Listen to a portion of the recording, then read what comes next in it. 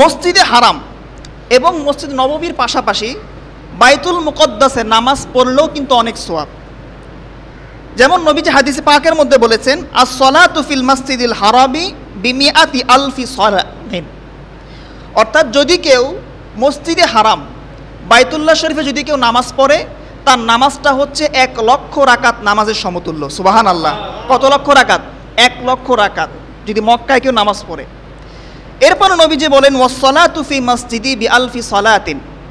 আর যদি কেউ আমার মসজিদে নামাজ পড়ে, মসজিদে নববীতে, সেখানে নামাজ পড়া হচ্ছে 1000 রাকাত নামাজের সমতুল্য। সুবহানাল্লাহ।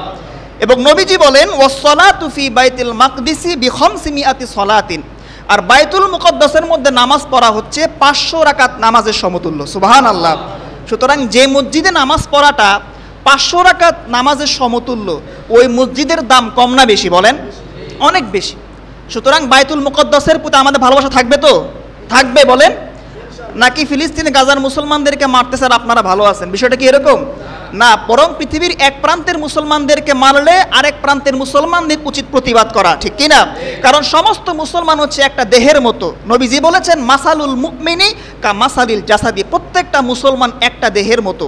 আমার দেহের যদি কোনো জায়গায় আঘাত লাগে, আমি যেরকম ব্যথা অনুভব করি, আমার কোনো মুসলমানকে যদি কেউ মারে, যদি কেউ আঘাত করে, অ্যাজ এ মুসলিম হিসাবে আমার অন্তরে উচিত আঘাত লাগা, ঠিক কিনা বলেন?